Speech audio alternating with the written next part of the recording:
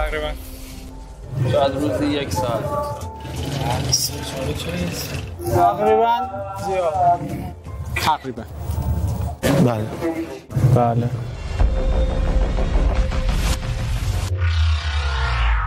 نه. شیعه مسلمانان شیعه. نه.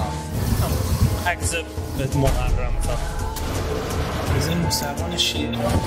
حالا خودم چون سرچ نکردم نمیدونم، ولی خب معمولا شما هر چی سرچ میکنید توی اینترنت هم چیزای خوب میبینی هم چیزای بد.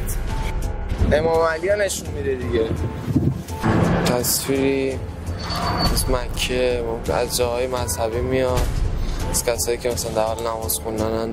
امام حسین. مسلمانان شیعه فکر نمی‌کنم چیز جالبی بیاد. حتی اگه فارسی سرچ کنی یا انگلیسی این مهمه. همه میگن خودم رفتم دیدم، همه زدن.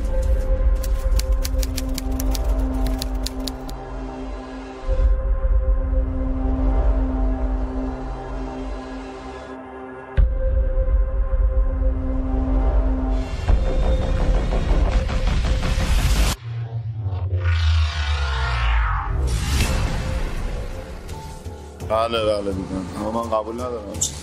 خود امام حسین هم آسیب رسوندن به بدن ضرر داره، گناه داره اصلا.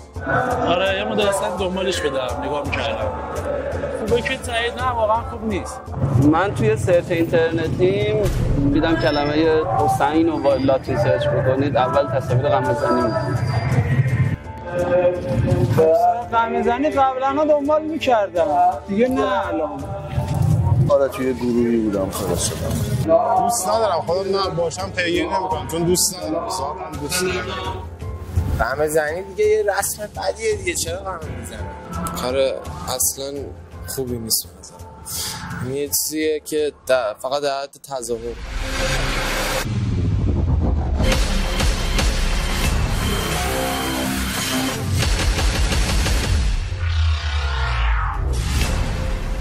نه من فکر نمی کنم مسلمان میشدم.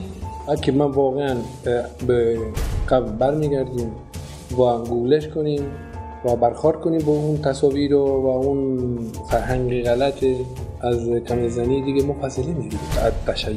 Some people, for instance, when I was coming to Iran and came back, look what these people is doing. زبان قمه زدن و نمیدونم این چیزها زبانی نیست که امروز دنیا بفهمه و بتونه بپذیره. Just a sister showed me a picture of a baby with this bloody. The father cut to a baby.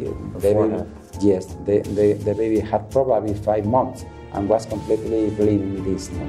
یعنی من قطعا دور کرد از اسلام چون مخالف عقل هست.